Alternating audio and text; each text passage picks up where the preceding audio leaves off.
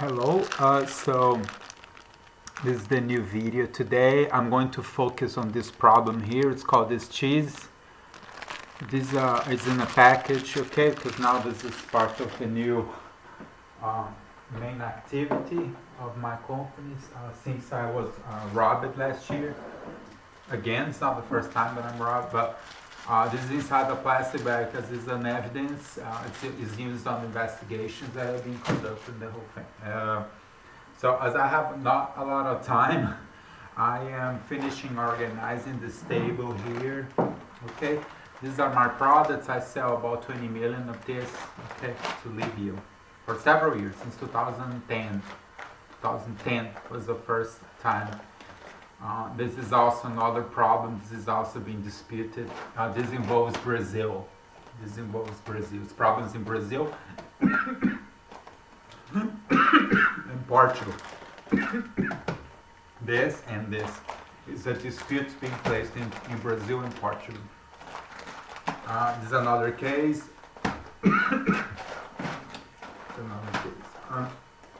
This one is the product that Mr. Dahl contacted me.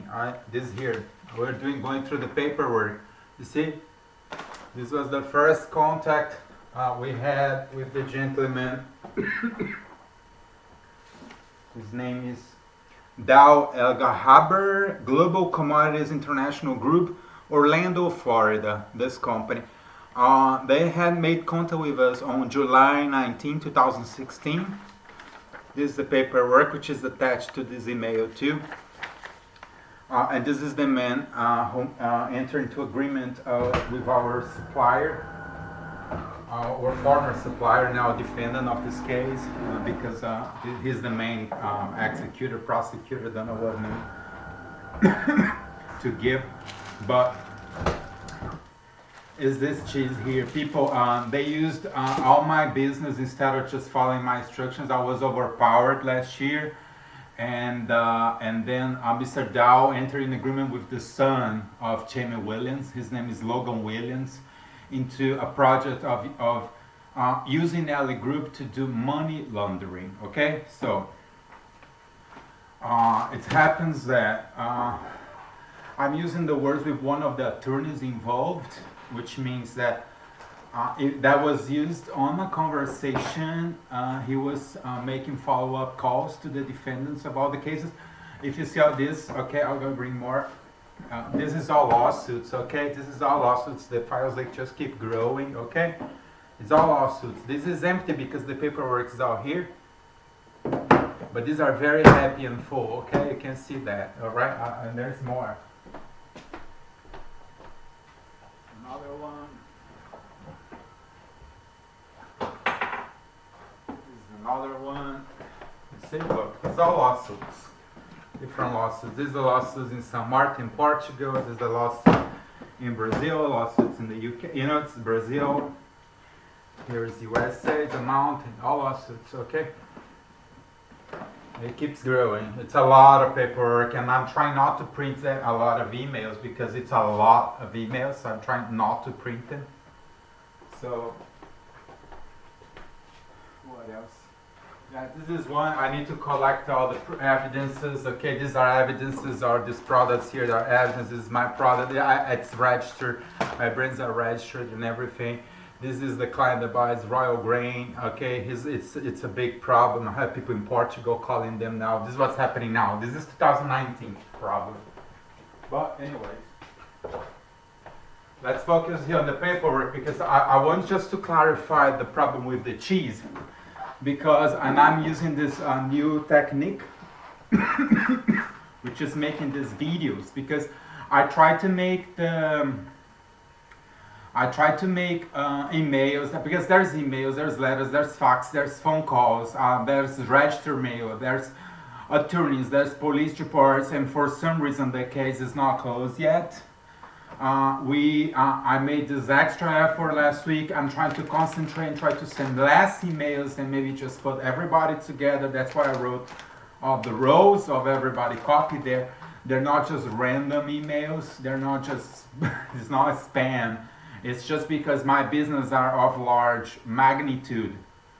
And as I said in a previous email, I do this since as a teenager, okay? My mom used to have a distribution company, my father a laboratory. So even at 16, I was already involved in contracts and things, not billions of dollars, not millions of dollars, but 100,000, 200,000, 70,000. I'm very familiar with this. At the same time, I work with import-export for like 20 years. I have a college degree in import-export. That was written to all the parties involved over a year ago. There was an email with a link to my website with a massive amount of documents about who I am, what do I do, what's my work, and it's there. And even then, I'm overpowered and everybody goes crazy and they do all the problems that happen. But it came to a point now that we can, like, patience has limits. Using the words again of one of the attorneys working on this case, they just explained. I'm not sure if it was to the attorney of the defendants there in Thailand or in Texas, but it just said that me, the plaintiff, has been very generous. I am famous for being very generous and very patient.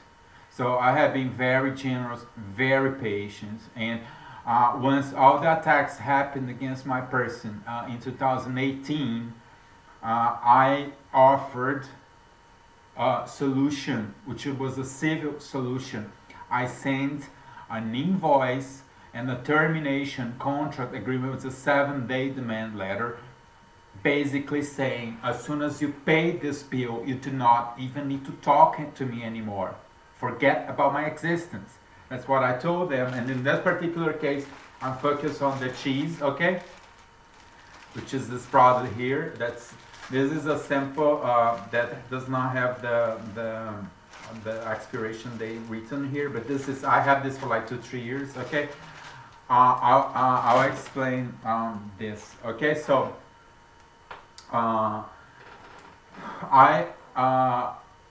one of my best clients in 2011 asked me to buy cheese in the USA. This was a customer that he would make wire transfers cash of over $300,000 to my account and to buy products. So this client asked me to buy on his behalf 100 containers of this cheese because I was almost functioning like his personal bank, because, and it's not the first time I get this, okay?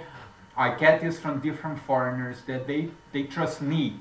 So this customer, he said, and I had that from different customers. I had one that he was South Brazilian that he said to me on several occasions, he said, I do not trust Americans, but I do trust you. So he hired me to set up furniture shops all over the United States, and that was 2008, 2009, was one of my first big accounts in the USA, which is the case called Sierra Furniture USA, okay? That was 2008, 2009.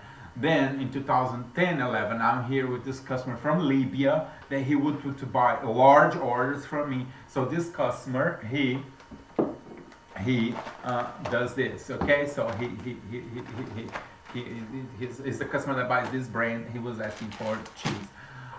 On that particular moment that I made all the search about where to buy the cheese, I spoke to Schreiber Foods, I spoke to FDA, DFA America, I spoke to several different companies, and I spoke to Whitehall. I spoke to Whitehall distributor in California. Remember that guy said Whitehall is a very shady company, Whitehall Specialties, Wisconsin. They're not safe to do business. I was doing business with them to Korea. I remember this call, and they said the owner of Whitehall Specialties took an airplane to Korea and cut everybody out. Like, they just jumped in all my work. It was a mess. So I already had this red flag about doing business with Whitehall Specialties, Wisconsin. But anyways, I do not know if this was first or before, as they went a bit random on the negotiations. But my first interaction with this manufacturer was Augustin Tomas, which is the sales representative there based in Wisconsin. Then once we are trying to set up the agreement and the shipment, which was 100 containers, that means we're going to ship about 20 containers every month from Wisconsin to Tripoli, Libya. The payments would be by wire transfer, like cash payments and ship, okay? And going the same operation I was already doing with Brazil, and now in the USA with this cheese order. So at some point, I do not remember exactly why or how, but Augustin Tomas spoke on behalf of Wisconsin Finance, that Whitehall Specialties, the manufacturer, that I should purchase the product in my local distributor in Florida. So, or something in Chicago, I don't remember. But on that particular moment is when, okay, because they're not open to do business with me and this, so they're going to, so I need to go to this distributor in Florida. This distributor name is Sunny Morning Foods. That was 2012. All these things, and that time my office was in downtown Miami. I was in the 201 South Biscayne Boulevard building there. I was in this massive building, and I was there because I was sponsored by the Brazilian promotion agency for export. That's why I was in downtown Miami, this very fancy building.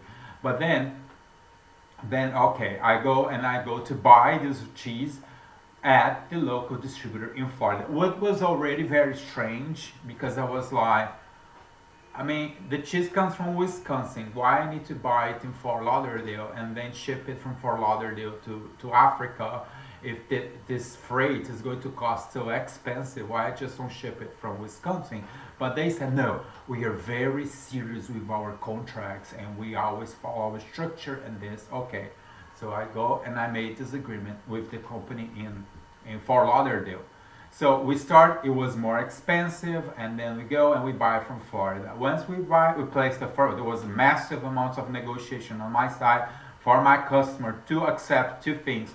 Number one, that the brand was going to be Sunny Morning Cheese, which is the cheese that's made for this company in Florida, which is, it's not that far from my office now. They're in the same, in Fort Lauderdale. There's just a mile or two from my office, or maybe less. And so, and the second thing is to pay the price a bit more expensive than what was agreed before. But for somebody who was buying 100 containers, that was not a good deal, because we also were doing our own brand. We were going to do the American cheese, which was an orange version of this product. But for the cheese was an order of $5 million every year. And so that's going to be from 2012 to now, we talk about $25–30 million of this American cheese shipments.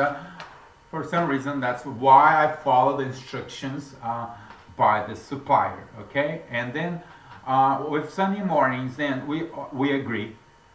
We make all the paperwork, which is already filed, and all the paperwork there, which is my first invoice 384 to 2012. I go there to purchase this cheese.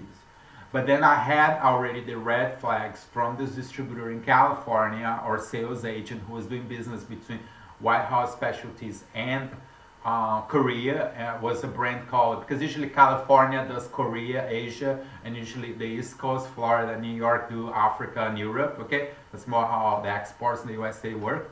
And so this California, his brand was like a sun, also of some flowers, something that was a sun or something, if I can remember that right. That was 6 years ago. So once I go there to order in Fort Lauderdale this cheese, I go there and we're ready. I had the check, I had the booking, I have everything. We're organizing the details to make this shipment. And the owner of Sunny Morning does, it's a very typical scam they do in Florida. I did not know much about that at that time. What it's called bait and switch, which means once you're ready to place the order and everything, they twist the whole thing. So it's very common in Miami area, unfortunately. That's one of the reasons I'm not based there anymore. But so he changed the price and he makes it more expensive and everything. And I'm like, this is just not viable anymore. I mean, I've been working for 3 months on this and you're just imposing now what, and they were very rough and very resistant. There was no way to go. So at that time, okay, so I do not know what Whitehall Specialties do. I do not know what Sunday Mornings do. I do not know. I have this bad reputation that came from this guy in California who told me that. So anyways, I'm going to stay away from this business. I told the customer, okay, so look, my customer, I told him, look, unfortunately, we cannot process it. We can't. It was a massive amount of negotiations on my side to make my customer happy, but I shipped rice instead. So he keeps buying our rice, which was produced in Brazil at that time. That was 2011, then 12, then 13. On the rice business, I am doing my business, and then I start to go to the trade shows myself, not as a visitor, but as an exhibitor myself. So I do 3 trade shows. The first one is the specialties food in Dubai. Then the second one is Go Foods in Dubai. Then again to the specialty foods in Dubai. Then it was 2013. I was there and with my own booth. I'm the one paying for everything, paying for tickets of people, paying for visas, paying for hotels, paying for everything. I'm sorry I mentioned the word paying, okay? Because I find this gross. But no, if somebody understands American English, cheesy means gross, vulgar, low class. So usually cheese, you know, is cheesy, whatever. But I brought this to an upper level. I used to sell this saying that it was cheaper for humanitarian reasons. And also because of electricity, because it lasts longer, you don't need to be refrigerated all the time. So it's better for countries that they have less services available, like America, that we have electricity everywhere, or you know. So, but anyway, so in this trade show in Dubai, that was 2013 or 14. It was at the Go Foods Dubai. We were approached by Wisconsin Finest Cheese, Texas. They came to us. I do not know what they were doing in Dubai. I just don't know. But they went there and they sold this to us, to LEGroup USA. And they sold and they said, guys, please sell this to us. We have developed the packaging in Arabic. Please sell this to us. Since then, we restarted the cheese business. We restart this cheese business in Dubai, and then we go back.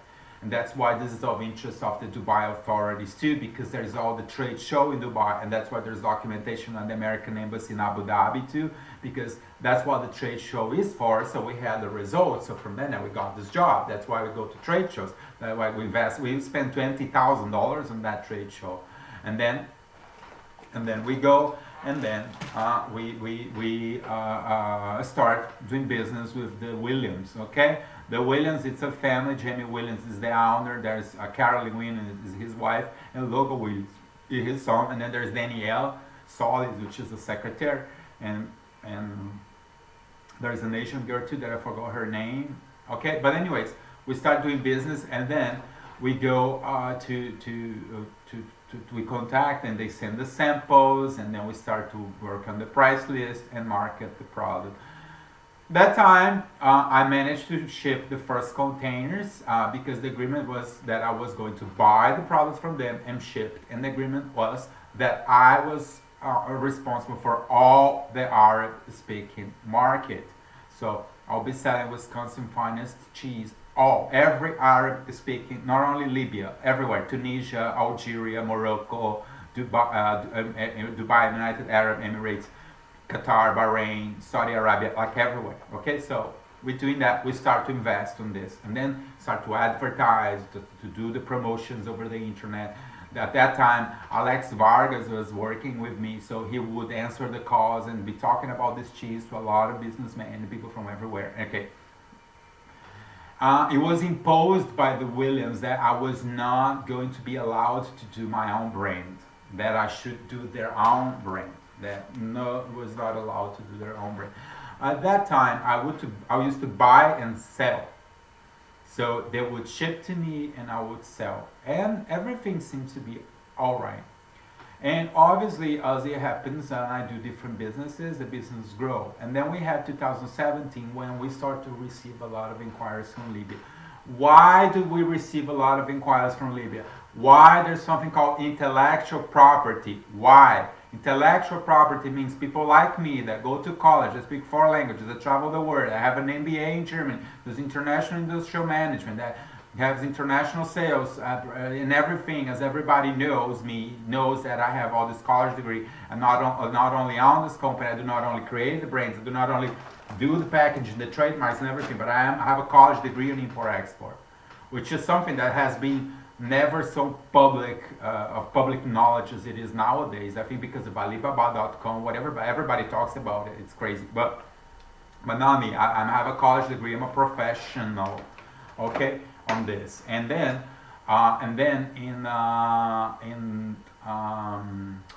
so then we start doing business. Okay, then there is a shake in the business with Libya, which is the letters of credit, application. That starts in 2016. I was in Thailand, so I was the first person to fix the letters of credit application. Why? Because I do business constantly with Libya, and I receive letters of credit. So the bankers, they even know me, because I know ABC Bank London, ABC Bank New York City. I know even different locations. I do this for 12 years. So it's in Libya is since 2011. And I am Italian myself, and Libya has only one embassy, foreign country nowadays, which is the Italian embassy. So, Libya does a lot of business with Italy. All the oil that Libya ships to Europe, mostly all goes to Italy. Okay? E io parlo italiano perfetto. Ok? Sono cittadino italiano e parlo italiano. Okay, so we start doing this, and then we're like there at the street show, we ship, okay, then, okay, the letters of credit. Once the letters of credit, they start, I, the intellectual property person, create the future prices concept. Because after exhaustive negotiations with my customers in Libya and bankers and suppliers, I said that's the only solution to ship products from anywhere to Libya nowadays, because there is a problem, which is the application takes 6-9 months to be approved. There's big controls. I'm a registered company for so many years. I have my brands, I have my whole thing. I'm serious, I'm known in the market, and then I am pre-approved to do business in Libya. Because they know me. I have cases of even people, there's this Doll Gerber, that he even made falsifications of my invoices. I'm going to go through the paperwork later, okay?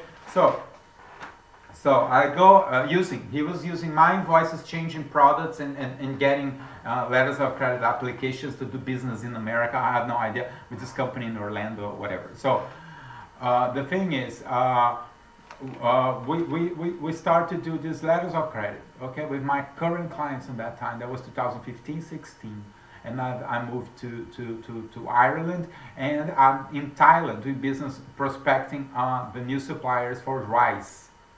And then when I'm there for big bags, which is those bags, these bags here, they're made in Thailand, and they were shipped to Libya in first number one in letters of credit agreements, and then we made the future prices agreement. What was the future price? It's called future price. It's a common stocks and banking procedure. It means there is a bureaucracy involved that I have to ship this product in 6 months. I don't know the entire process. So I cannot put a fixed price if I don't know how the market's going to be. And rice and the freights, the prices change all the time.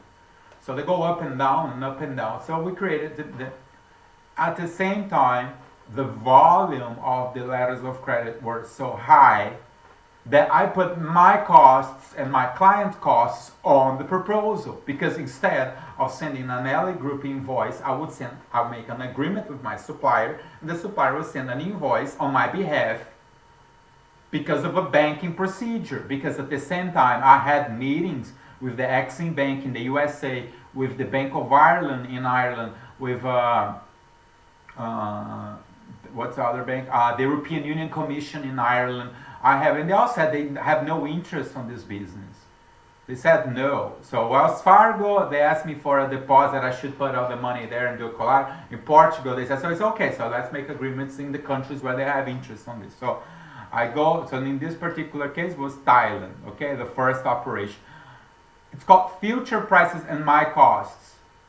I have a cost. We're talking about a trade show. How do I start this business? We're spending $20,000 in Dubai. And now, so when you put on an entire process, I'm doing this cheese business for 6 years.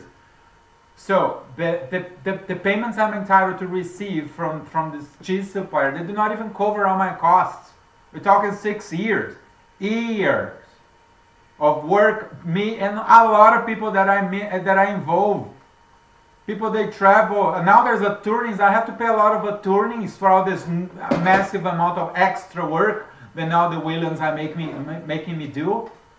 And now there's all these attorneys. Who's going to pay the attorneys? I have to pay them. They don't. Nobody works for free. Who works for free?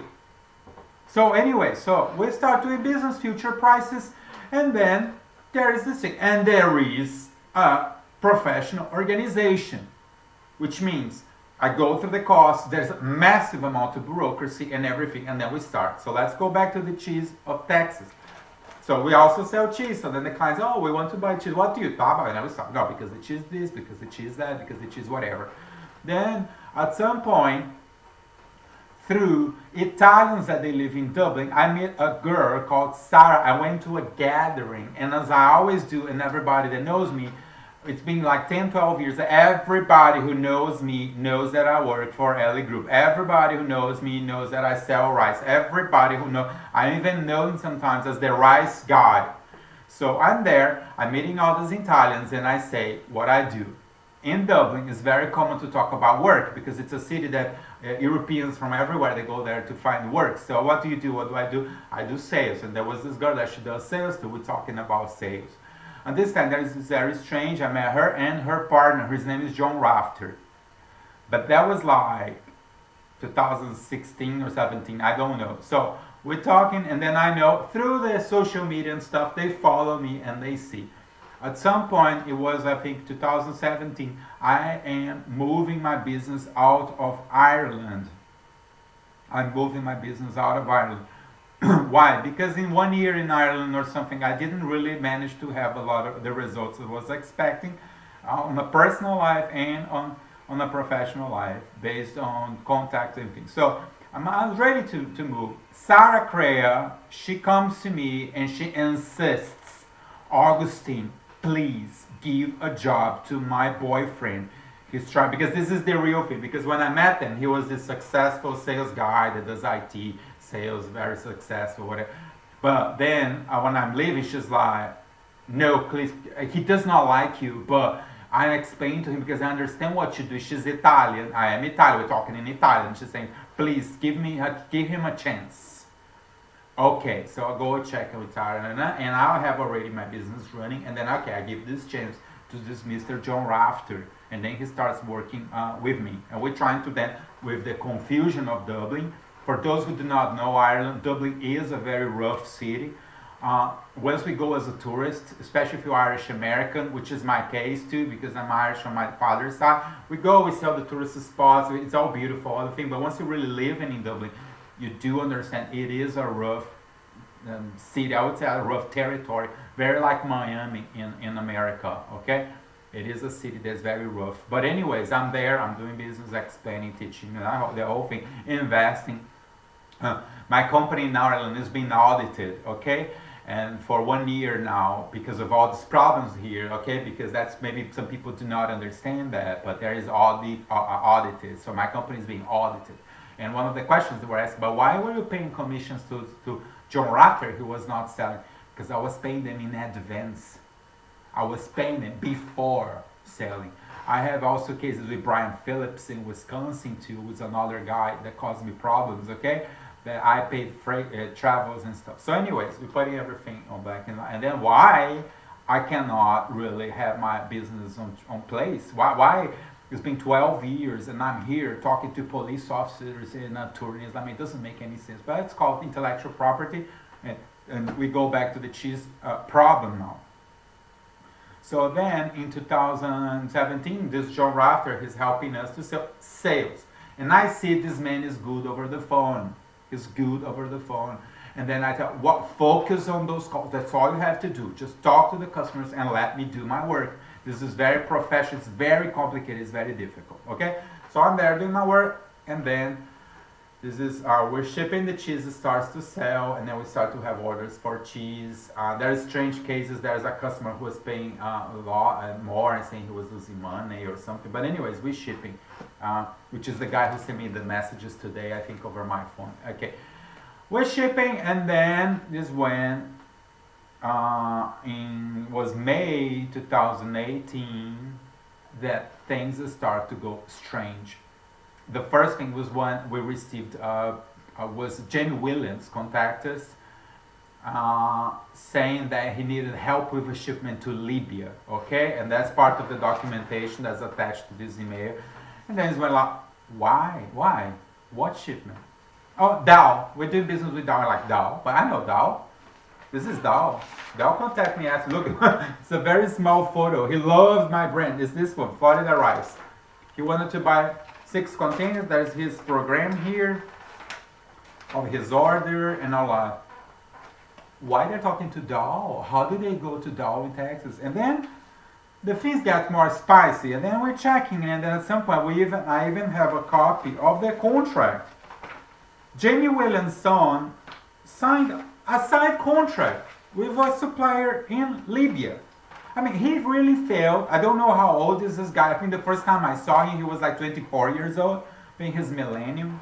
But as an adult, whatever, millennial or not, he's an adult. So he overpowered us, and he knew me, because I know the first time I went to physically, myself, in person, to Texas, I think was 2000, not to Texas. Texas, the first time was 1999, 20 years ago. But to PLANO, to meet Wisconsin finest, I think was 2014 or 13, was right by the first shipment. We're doing the first shipment. I went there. That was when I really made the first shipment.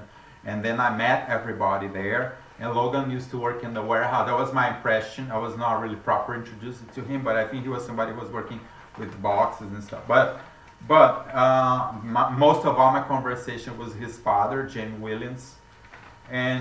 But anyway, but this guy has the balls to really make an agreement with another company in the USA, where they even they write all the terms and conditions about the whole thing, and it's here also. Where is that? It's here also in all the paperwork. He writes all the terms, all the conditions about. This is an Irish law, it's called the Murphy Law. The number one contract, I can find it, let me see. Just printed it, printed several copies actually. So, there's a contract there where he basically signs a contract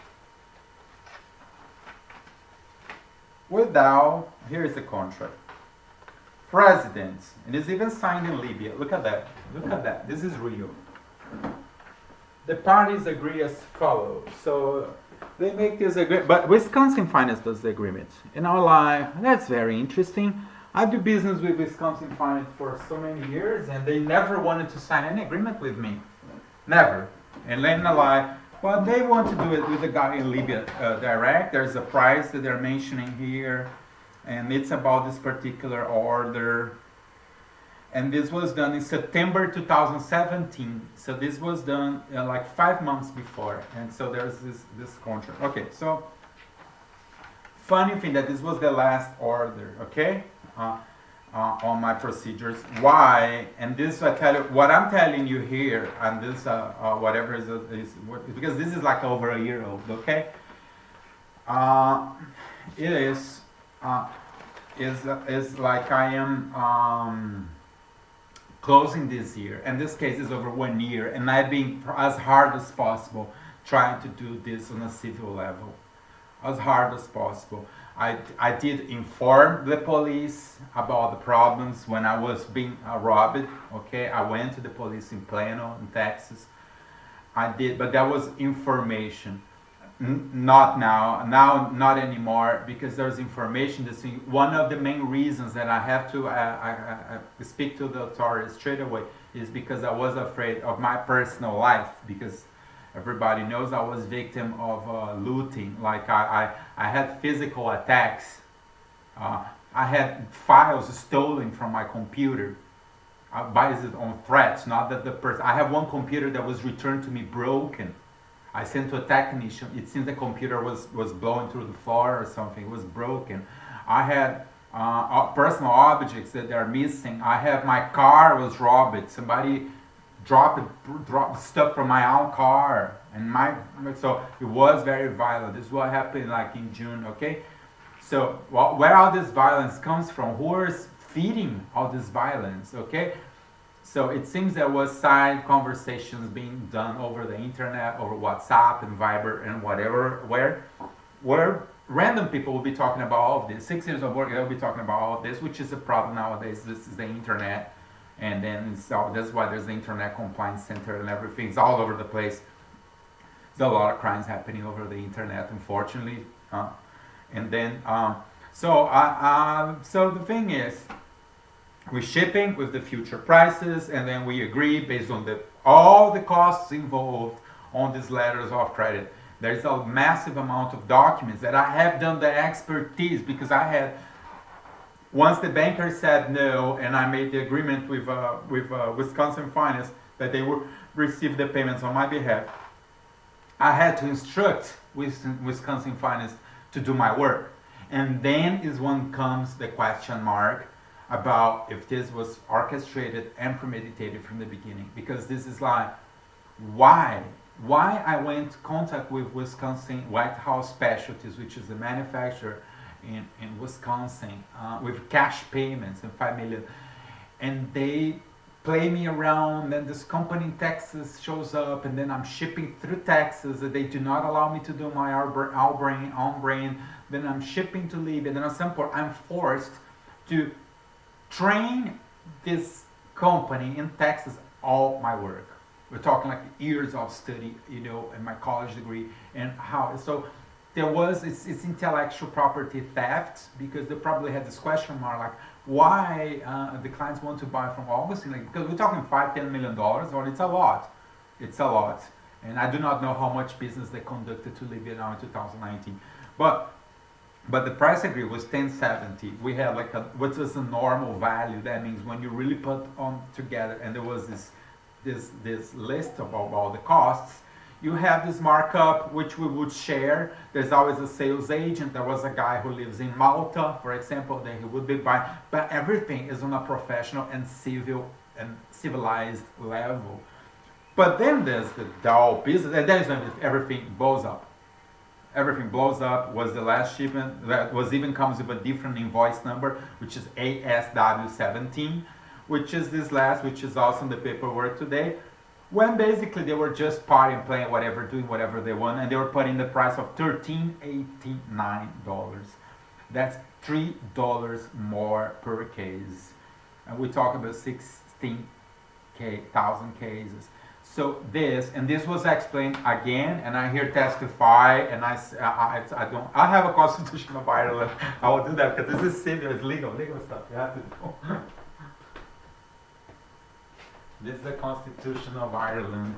So then I am going to testify on the Constitution of the Republic of Ireland, okay? Because I have two companies, one in the Republic of Ireland, I have one company in Florida, USA, another company in the United Kingdom. So all these cases, they happen, I was living in Dublin, Ireland, okay? So here, yes, I testify that I did say this face-to-face to Jamie Williams on the meeting in Plano, Texas, in his office, because in order to solve whatever was happening in my company, was so complicated in 2018, I took a plane and I went all the way to Texas, and I met these people face-to-face, Jamie Williams, Carolyn Williams, Logan Williams, and there were two secretaries there, Daniela Solis and another girl working there on that day. I was in that company for maybe 2 hours, and I did say that face-to-face with Jamie Williams, from now on, you cannot say you do not know this, because I told you this is money laundering. I am the professional, I do import-export. I cannot say in court that I don't know this is money laundering. I can't. If I say that in court, they say, come on, who are you? You know, where did you purchase your college degree, whatever, you know? No, I can't. So that's why I'm very strict of my work, and there is some 3 things on the import-export, which is drugs, guns, and terrorism that we try to fight as much as possible. And if I do business in Libya for 10 years, it's because I respect those things. Because I know, I get it all the time, oh, Libya, it's a red flag. They just exploded an entire embassy there. Imagine like it's just an office. And I'm talking to Libyans all the time. I do not know for what reason Logan took the decision to really talk to this client and try to take over all the business in Libya, okay? So he goes there, and then they make this invoice, which was the thing, that last one, okay, that I was involved, because this came to me. That's why it's on the paperwork up to there. I was putting all this together. It's like, I didn't do this, you know. And then I go there. No, I was trying to fix a problem, because this came to me at some point, which is probably maybe a trap, that for some reason they just sent this whole thing for me, and I like this contract they signed and the whole thing. And then since then, my company is all robbed. They never paid for anything, and like, and I'm still struggling. And then is when, using again the words of one of the attorneys who are working on my side, is that Augustin has been very generous, very kind, very patient. So what I did, I like, you know what, let's just wrap it up. I just want my payment, and I'm out of this business. Because that's why I call the termination agreement. I mean, once it's all this mess, and I understand they clearly do not want to do business with me, I come, you know what, it's okay, I love you guys, love all the results, you guys have other results, but I want to leave. I'm done, I'm out, I accept. Because they are the ones who decided to remove me from the supply chain, not me. I was there, like, we been trying to fix this thing where they're like, you do think it's easy? Then you see all the contracts and everything. They're signing side contracts with clients in Libya, very poorly produced. The contract does not reflect the future price problem and things like that. So, anyways, they go and they stop talking to me. They just fade away, and that was associated with all these attacks I had in Dublin that were very strange. I'm not sure exactly what happened, but the import-export, there's always drugs around, there's always crazy stuff that people do internationally. That's why it's very strict. That's why I'm very strict with my documentation. That's why I'm very serious. If anybody has received my originals, I sign them. I do the press thing. I put void on the back. I just try, you know, I really try to make them as genuine as possible, so people don't counterfeit them, okay? As it happened, for example, the counterfeiting that I think was Doll, Harbour, who made that counterfeiting too, which is this other invoice that I was here, was an old invoice, was not the new ones, was an old one. He did this for rice, he made 100 containers, was a 2.6 thousand metric tons. Al-Qatar Al-Cobra Company. It's here too. So, anyway, so this is the case. So this, I tell you, and again, and I will repeat, because it's something that on court I cannot say. Okay, I cannot say, oh, I did not know money laundering is a federal crime. No, I can't. So I'm saying that again now by video, because I already have said this like person. There is all these documents, and it's been 1 full year, and they just so. The number one thing is that yes, I can understand that this was orchestrated. I have been used somehow. I don't know. At some point, that's why all my lawsuits are against the entire group, because I'm not in a position to really know if the orchestrator of all of this is Mark Baird from Whitehall Specialties, if it's Altman, if it's the guy in Florida. I don't know. I just went to those group of companies to purchase this product that I needed for export. There was an agreement, and I started shipping, and I was doing this work, and then I'm doing this, and I'm very successful, and I have my results again, because I had the results in 2012 or 11 that were like, it was just cash payments, cash ship. It was a very simple process. They said no, and they twisted the whole thing around, and then I'm here, then I'm training one of their distributors to do my work, and then at some point they just cut me off, they don't pay my commissions, and they start using these shipments to do money laundering, okay? Again, this is a serious felony, because I need to give classes of import-export, but money laundering is very bad, okay? It's very bad, okay? Especially in the USA. America has problems all over the world, terrorism, tax wars, and everything. And then you have somebody in Texas washing $3 times 16,000 in only one shipment. It's like 3 containers. So this invoice was $250,000, and he, Logan Williams, had the balls to really 48,000. It's like $50,000. That's $50,000 out of 2,050. But this, I'm telling you, is on top of 1070, because 1070 was the future price already.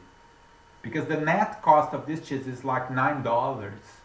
It's like the net. It's like the price of this cheese. And then you add the freight, you add the cost, the insurance, all the things you have to add. And then the cost, our cost, my cost, and then which is commercial. At the end of the day, I manage all the shipments. My focus is commercial costs. Travels, hotels, talking, like this. I'm paying for this rent here. I'm paying. That's usually my cost, my time. And then sales agents. It happens all the time. You have a sales agent working with you. So you have you can. I usually manage a lot of sales agents. I used to have a sales agent in Cairo, in Egypt, that he would sell to me, for example. But there is a balanced conversation. So all my accounts, they all make sense. There's a lot of very serious things on import-export. So the channel is very solid, it's very strict. So I buy from here, I ship from there, I ship there. There are sometimes few exceptions, because there's some countries like, it's Northern Ireland and Ireland, so maybe for you to ship to Northern Ireland, you need to ship to Ireland, and then the product goes to Ireland, and then from Ireland to Northern Ireland. Like if you ship to Iran, you need to ship to Turkey, because from Turkey it goes by truck to Iran. There's no port, so there is some adjustments. But in general, you cannot just do this. It's not allowed. It's a crime, and it's a crime. It's criminal. It's criminal. It's jail. And this crime, that's something that I have to explain to is criminal. And I don't know why I say this, because it's like I need to teach laws. But criminal is a matter of the state. So once you steal, it's a problem with the state. It's not me. That's why maybe the Jen Williams and Daor Bahar, Logan Williams, Mark Berg, you see all these guys that they overpowered me and imposed this whole mess on something that was structured and working fine. They decided to overpower and steal my business and do all the crimes I've been victim of. So once they overpowered us, the problem is not me. Maybe they thought it was me, and even on the alibis they have and the reasons they have, one of the reasons that Jen Williams told me was because I'm not an American citizen. I even had to listen to this personally, okay? It was face to face. That I'm not good in import-export, that I do a poor service. That was Carolyn Williams. That I don't know how to handle the letters of credit. That was Carolyn Williams. John Rafter said that I'm very unpopular in Libya. Nobody likes me in Libya. That was John Rafter. There was there were all sorts of slander and defamation. There went person. John Rafter told the police. That was John Rafter said that to the police in Ireland, that I had the plan of leaving Ireland with $40,000 worth, which is kind of the same value that they were money laundering here. That I had this plan of really running Ireland out of Ireland with this money here, whatever. So. Anyways, I go to Texas, and I have this conversation and everything, and then I'm there. I'm talking to the client, because I was still talking to some of the clients, but it was very confusing, because I would say one thing and the client wouldn't answer the next day, and then I would send something and they wouldn't answer. And then after this last email yesterday, I did receive answers, which are here, and they're copying this email, and I'm going to really instruct. Please do not send me private messages. This is already a public problem, okay? So these messages, everything that comes on private to me is going to be copy and paste and sent back to the mailing list of this cheese problem, because this is a case of public interest. It's not personal. Again, why? because today, after 1 full year of negotiations on trying to bring this to civil with faxes, emails, and things, it's just more than obvious that this is criminal, and then so that needs to go back to the criminal class, and that's going to be filed there and something. So now it's a fight with the police, for the police to take actions. This involves different agencies, okay, the FBI, the CIA. I do not know exactly the differences between them. There is the Internet Complaint Center, there is this has already been reported to the embassies, okay, the Abu Dhabi embassy, the Dubai police, the Irish embassy in Dublin, the American embassy in Ireland, Dublin, the PLANO police. It was already, I was in conversations with the PLANO police like 2 weeks ago about this. There was a lot of questions, and I sent also a lot of paperwork to them. This is also the Secretary Attorney of Texas, the Secretary Attorney of Florida, and the Libya embassy in Washington. So this is already of public knowledge, because everybody wants to know like, what's going on, why they overpower, because that's the question that happens all the time. Why did they overpower me? Like, why they did this, why they took over the whole thing, why? Because that's the question I have all the time. Why they do this? Everything's running properly, everything's why does Logan Williams grab the phone and talk to my clients, and then after 3 months they forward the whole problem for me to solve, and then they can continue? Like, it doesn't make any sense on a civil level, but on a criminal level, that's why the whole thing goes criminal. It makes sense, because then it's already criminal stuff. It's just, you know, criminality is like, you never know, sociopaths, psychopaths, there's always this problem, okay? If everybody had their mind on ground, you know, life would be a bit easier. But unfortunately, not only in Ireland, but in Texas and in America too, there is a lot of problems with drugs. So at this time, I do not know. I'm not a police officer. I do not work with security. I'm also an international salesperson.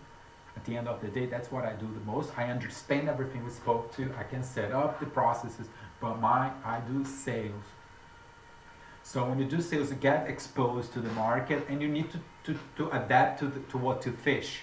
You go fishing, and then this is what you fish, and then you adapt. But still, I put borders because I'm a sales guy. So I still put limits. That's why with Libya and the future letters of credit, it's that I said the price 1070 is an okay price. I can cover my costs, you can cover your costs, but that's enough. So if somebody would be, because I think we did have calls with people saying, but whatever, like, oh, it's cashback. Oh, just do cashback. No, this is not cash. This is fucking money laundering, okay? This is called money laundering. And again, on the criminal things that can happen of people internationally. Look, you see that all over the news. The number one case is when people take an airplane and they have drugs in their pockets. They go arrested, and usually it's a very serious offense. It's a felony. It's very, very big felony. So the fact that you did this, then is to investigate it about what did you do with the money? Where is the money? I mean, why Whitehall Specialties didn't do business with me direct? I mean, why the whole thing? There's a lot of whys there that nobody really understands. And the less, okay? But the only thing that I know is that it's been 1 year of negotiations, and there was no deposit, there's no response. The last response was one of the attorneys working on my defense called the Wisconsin Finance, and then a secretary who answered the phone, she just hung up, okay? And she didn't even take the call. She hung up on his face. She was very cheesy, okay? Very gross, very vulgar. And so anyways, that's the case, and that's the thing. I don't know really if I think it's being explained. I was the big picture is that I was robbed in 2018. The method used was the internet, was fake news, fraud. They went online, whatever. They started talking to each other to WhatsApp but that was a 6 years work. The problem that I have, it's not the market, because the market has been very rough in the past 5 years. The problem is my supplier. My problem is Wisconsin Finance Cheese. I still have these products advertised. I'm still paying for advertising. I still have even samples here. I sent their termination over a year ago, and the things are still open. The case is not closed. And on the termination agreement, I send them my invoices.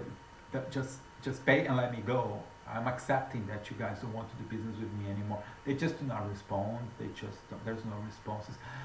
The responses we had with one of the assistants who were helping me.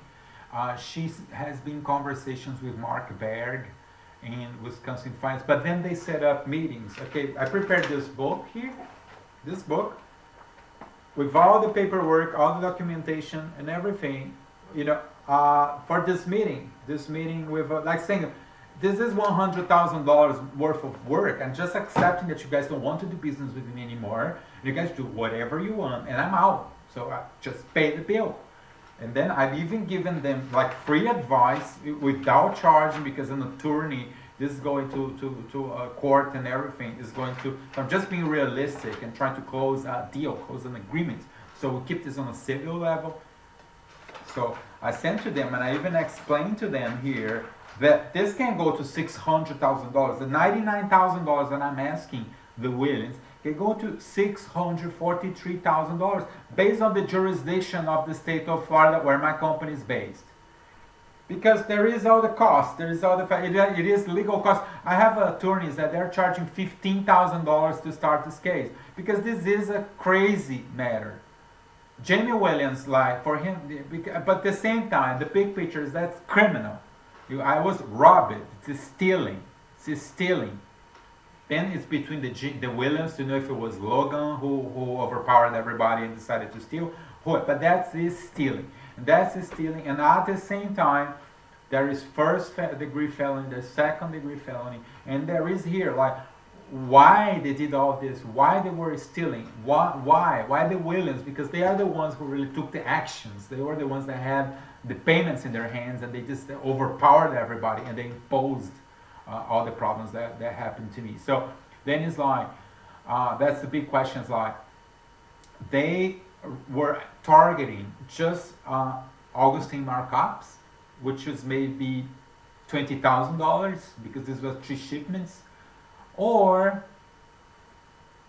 they were targeting the entire contract, because the entire contract is that I sold about $2 million, okay, just on the orders until September 2018. So I do not even know how many shipments they did since then, but they were like $2 million already. So probably the Williams, they wanted to take over all the $2 million. They want like everything. So it's like 5 million, 7, and that's a first degree level felony. And by the fact that they were even doing money laundering and probably bribing people, because probably the money laundering scheme that they made was probably to bribe a customer, because this was Doug Garber, the guy in Orlando, who surprisingly contacted me first to buy this product, but he never purchased. I have no idea why. They come with good information, explain, ship, just don't buy. But anyway, possibly this was an agreement between Logan and Jane Williams with Dow Harbor and Harbor. So they agreed on this big money, so they would steal the entire contract for big money, because this $46,000 that they were laundering, okay?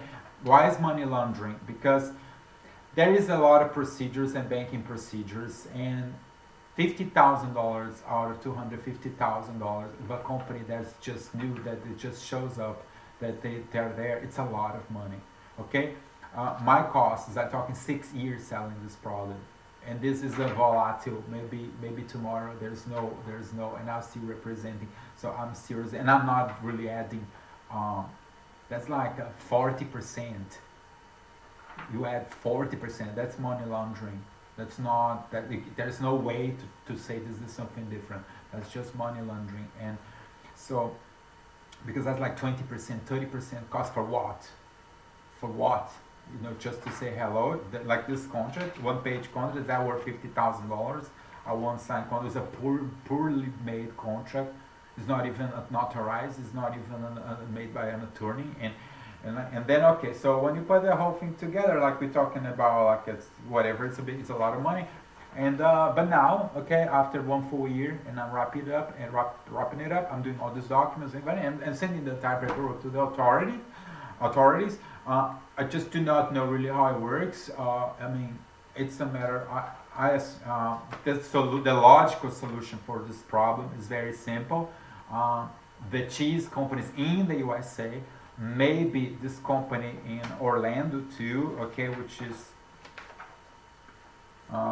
they made these letters. There's bankers involved. There's a team of bankers that are based in New York City. It's the Bank ABC New York City. Also, it's a bank that has to be studied why they processed this letter of credit. Okay, why they were indirect. For example, this is another suspicious activity because Bank ABC, they do know that I was the guy handling these cheese orders because I was doing these shipments for several years and I had invoices there. I had previous cases happening, but for some reason, the executives also of Bank ABC New York City, they enter into direct negotiations with Dow about the same product, the same supplier, and they had in their hands everything, and I do not know how that works, but they did this thing, and so maybe they are part of where this $50,000 are probably going to be shared or something, you know. But anyways, the main principle is that I don't do this, and I'm here, and I keep filing all the reports, and then you know, I have all the cases here, like the conversation between Harry Cosgrave from Bank ABC and Global Commodities International Group, and Victoria Gall also from Bank ABC. On these problems, I tell you, when I was having these problems, I even received a threat from Bank ABC New York City. They said, because I was really struggling when all of this was happening, trying to put control and tell all those people to stop, and I received a warning from Bank ABC saying that, oh, you need to stop your emails because otherwise we're not going to let you talk to us anymore. And like, you know, like then I was like, wow. And then also, you know, like the problem there with the Williams, and because they are the ones who created the whole thing, because they are the ones who overpowered me. They took the decision to really talk to my clients direct and do this. You know, like in this case, Dow, I was talking to him for 3 years already, 3-4 years already. He's in Florida. I'm in Florida too. Like, I mean, what's he doing in Texas? Talking to myself. I mean, if I already have a business being conducted, you know, because at that time I was still assuming that the Whitehall Specialties group was serious, because they are so serious. They sold to me this serious organization that they do business with the distribution, and they have contracts and everything is very serious. So I assumed that the Williams ones are offering the same seriousness, okay? And that definitely that's not what happened, and they went random and they did all these problems to me, and so I keep up. This is all the paperwork here, and it's all registered, and again, this is responsibility of the polices. Okay, now we need to check the local polices. You know, it's very confusing because this is federal, so there are cases that they are that's the problem, because there's so many different agencies. I assume it's more of a matter of the FBI, because they're the ones who need to investigate the whole thing. And the best solution is to bust the Wisconsin Finance, because that's the source with all the money was poured, and then the account and the bank is Capital Bank Dallas, which is also a copy of this email. So they are the ones who are maybe acting behind the scenes, and I don't know at this point. Like I don't want to assume anything. I just don't know. I'm just reporting what I see. My company was robbed. My company was attacked. I was attacked face to face. Okay, I had violent actions against me as a person in Dublin, Ireland, and the person who was doing that was in direct communication with Jamie Williams, with everybody. There's a lot of emails that were sent out, and there was a lot of emails. I even received some WhatsApp calls today. Like, so the bank is Dallas Capital Bank. So this is the account that has to be busted. Okay, this account needs to be, because the Wisconsin Finance has to send copies of all these statements from 2017 to 2019, all the statements, and you need to see all the incomes and the wires out, where the money went to, what they were doing. and after that, they need to respond. Okay, why they did that, and the whole thing, and then is but again, this is a matter of the state. So it's the FBI, the agencies, the Texas police. I don't know, whatever. Who they are the ones who need to really initiate all the process, and then Jane Williams, I believe, or the signee of this account. I'm not sure if it's Carolyn Williams. I do not know who signs this account. I have no idea. And he's the one who has to really explain what was the account being used for and why they were adding $3 per shipment.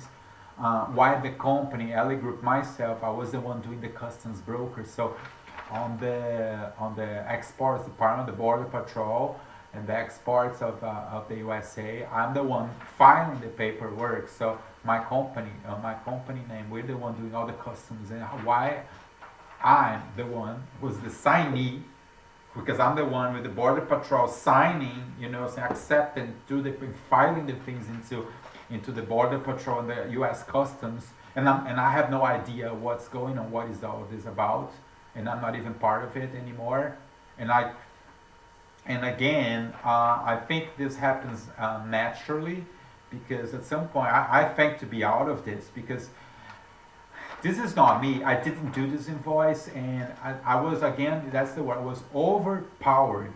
This case, I was just doing paperwork in this last case. That's what there's even documentation sent from me to Jamie Williams, where I asked him for $2,000, and he did pay me. Because I said, look, I'm out of this, and I just charged you $2,000 for the services. I'm talking of the invoice ASW71. Because but that was still during the attacks, and then after that, it's like, what else is these people doing? That's why I increased my bill. I say, no, I chose the $100,000 and get me out of this. But still, trying to bring this to a civil matter. As it hasn't happened, okay, that's the stage we are now, which is like a file. Again, I do this for a long time. I do this for like so many years, okay? So this is also proof of evidence. This is more paperwork, more documents. This is all the proofs of the attacks that I suffered physically, okay, in Dublin. I had to put a lot of paperwork together because I was living in hotels, because one of the advice by the police was the Secret Service in Dublin is that Dublin is a big city and they wouldn't find me. And I had permanent inquiries that John Rafter, he wanted to know where I was. So where are you? Where are you? What's the address where you are? Like, and I'm like, why? Why does man wants to see me after attacking me physically? And there is not, when I say physically, was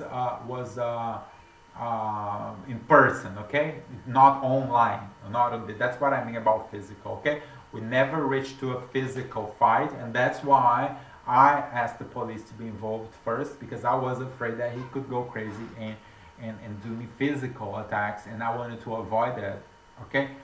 Not because I'm afraid of, it's just because, because I'm afraid, because I don't want to have a punch, and like, and I have responsibilities in things. At that time, all these businesses are going through my hands, and like I couldn't just take the risk to break a finger or have an eye punch or whatever. Now I did not know. He was very aggressive on those particular weeks there, okay? And he was very violent, very aggressive. He was yelling at me. He was very paranoid. He wanted to have copies of all my invoices.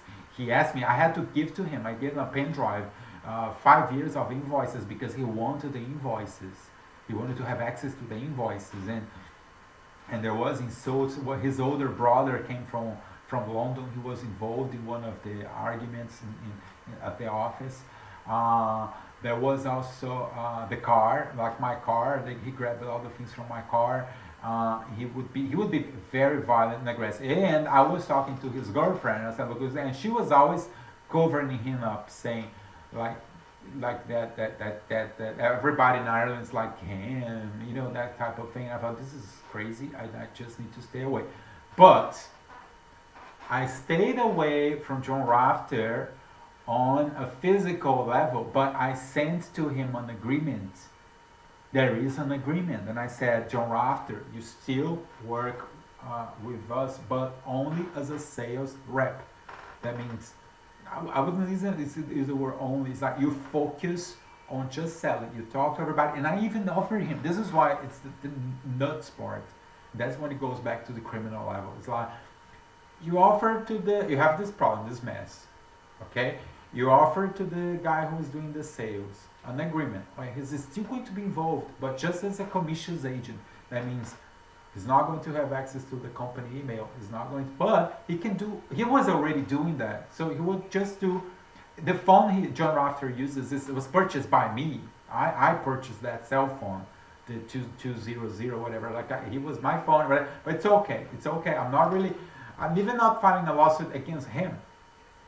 But I even gave him the possibility to just be a sales agent, because I think his wife, a girlfriend, she said that he would have his own company, be an agent, sales agent. That was agreed there. And I informed the problems I was having to the suppliers. And which is here, there's even sketch. This is the sketch. This is something that happens too. This was sent to all the polices and all that. This is a sketch. This is about the insurance. This was when I was attacked physically. So this, you see, this was my car. I was leaving this place, and my car was even obstructed on the road. It was obstructed. Like I was leaving my car, somebody locked my car on the street, and that was reported to the Irish police. And I called the police and said, look, they are obstructing my passage. And that's why they start, John Rafter and his girlfriend they start talking to each other. They allow me to leave. And because I was like, I don't know really why I left, but anyways, the things that happens in one's life. But anyways, it was very rough. Okay, since all these attacks, I have traumas still. I feel like why did I go to college? Why did I go to school? Why you study? I was even I sent paperwork to the copyrights agency in Washington. That's a copyrights library of the instructions I received from I don't know which organization sent me that. I'm not sure if it was the ICC3 Complaint Center or the FBI. They sent this email where they tell me where I should report. So I contact the copyrights, because this is intellectual property, the whole thing that was robbed from me.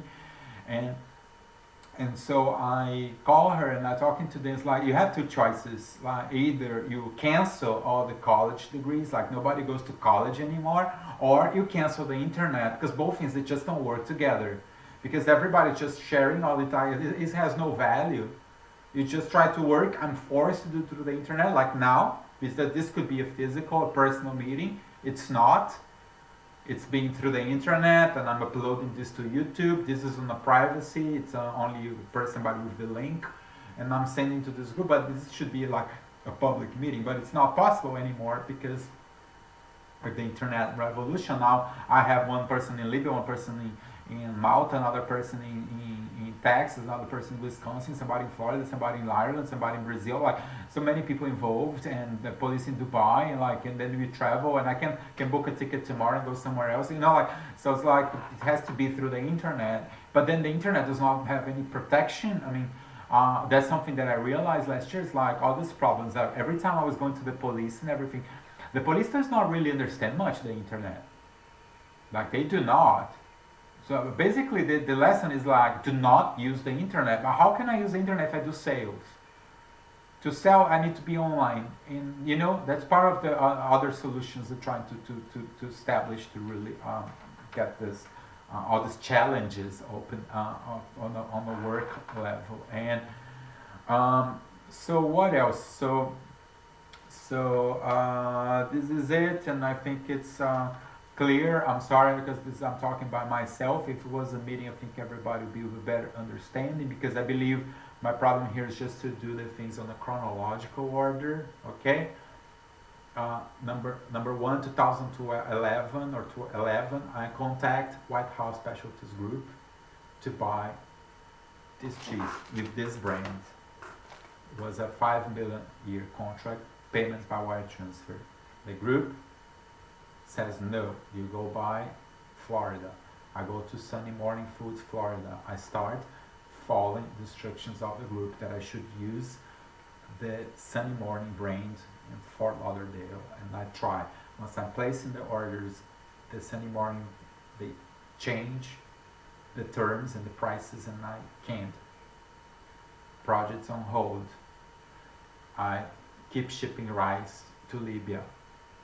Then in 2013, I am in Dubai selling rice, doing my business there with my team. There were like 5 people working on that trade show on my booth. There was the detergents, there was the cheese. No, there was not cheese. No, I don't know.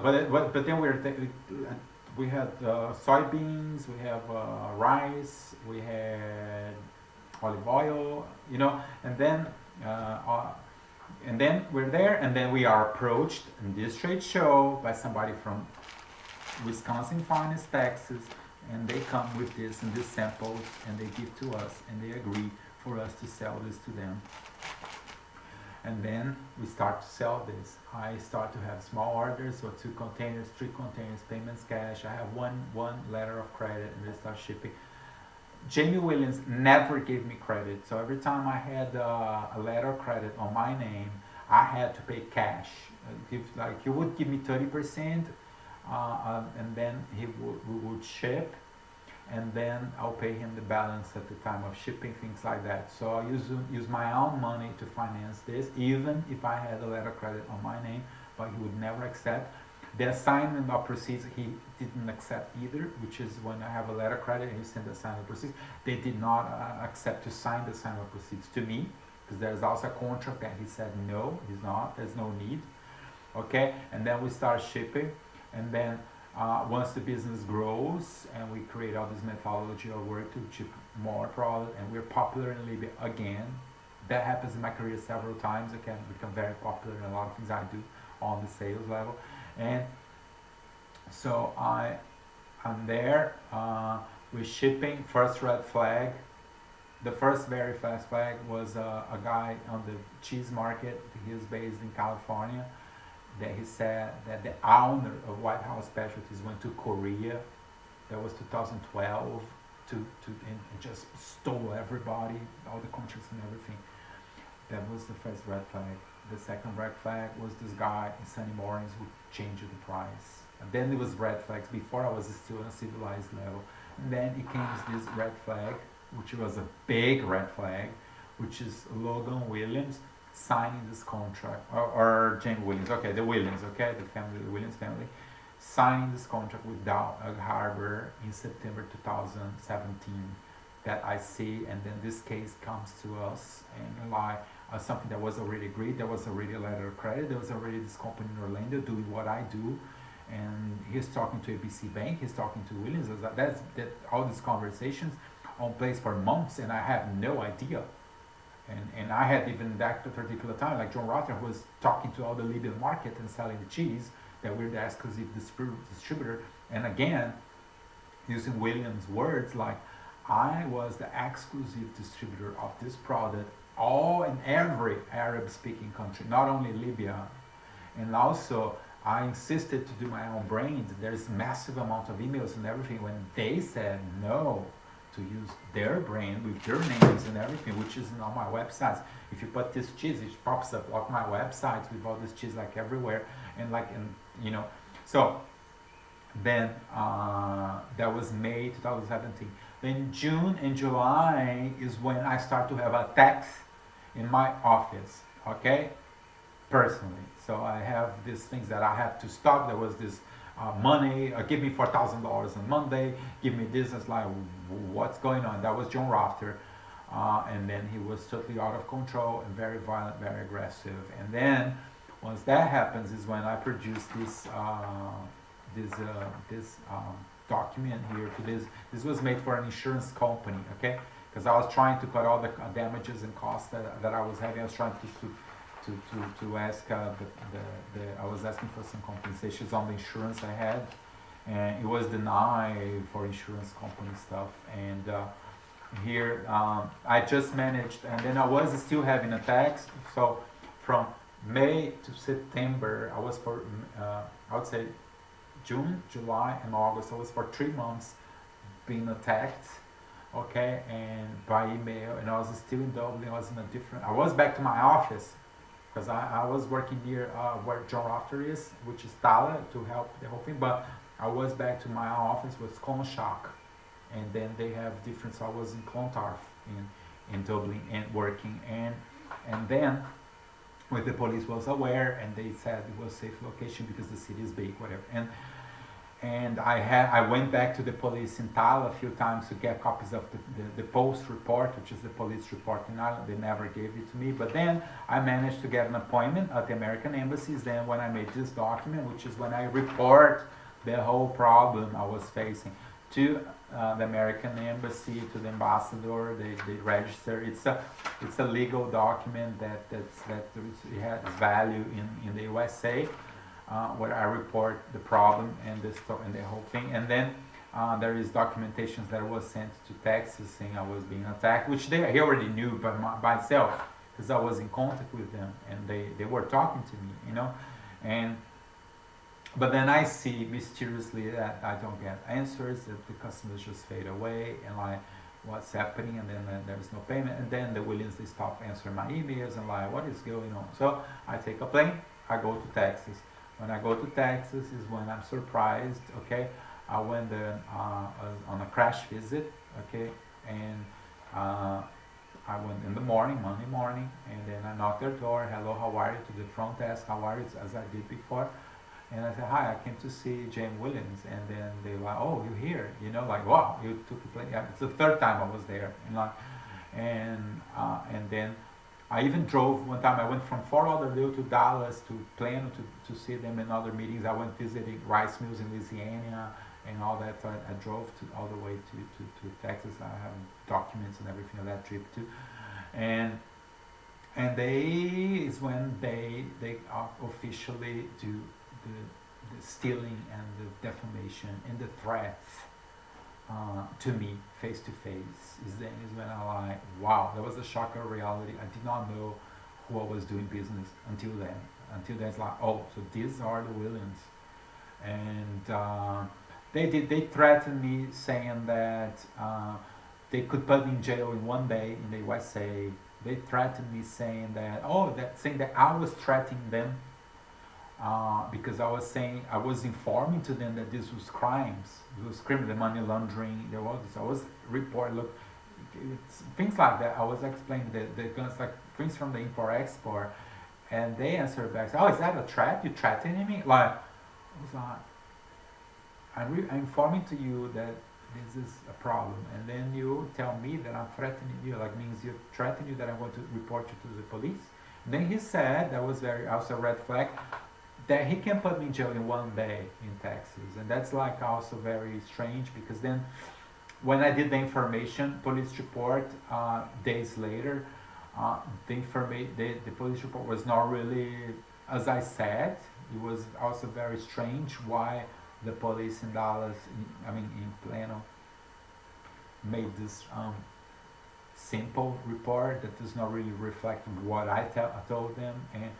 But anyways, I was talking to the police in PLANO. I'm not in a position to really judge what the police does. I just talk about what I see, and I just see that this case is still open. I just see that I haven't been paid for anything, and I'm doing this video, and I'm filing more paperwork, and I'm going to keep sending this to other authorities because I want the case to go ahead. So I want I think it's prosecution. I do not even know the names, but it's like as soon as it starts to go into the legal system, then the Williams, they will have to be present, because right now they just don't answer the emails, they just ignore, they just send them faxes, emails, whatever, they just ignore everything, and so then they will have to really go in person, and the center of the whole thing is the statements, so they will really go with copies of this account, okay, which is this bank, it's part of JP Morgan, Dallas Capital Bank, account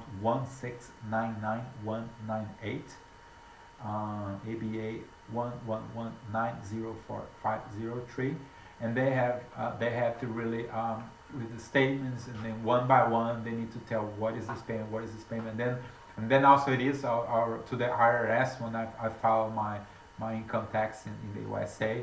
I had to report also to the accountants in Ireland too, like why, because my company there's movements from January to June, and then from July on it's nothing. It's like you know, and then I have also again I was victim of I was robbed not only by the Williams during the attacks. I was also robbed by the Limpichus Saikakula, which is a family in Bangkok that they own a rice mill, and Limpisikakula, I think it's Yuchana and Valai. Yuchana, she produces, she's a trading company for tuna, and so they also took the advantage. It's an opportunity crime to steal. And also the company in Brazil, Alexandre Almeida, and Brian Felix was the sales guy that I hired in Wisconsin that was doing slate from Brazil to America. They also robbed it, and so then in different stages, all the problems are happening at the same time. And that's what I've been through. And then there is also this crazy story which was made by John Rafter, which is this container of rice that was shipped to San Martin. Then there's this consciousness, my conscious, that's this guy in Canada that keeps sending nasty emails, and then I was in San Martin too, trying to get the problem solved.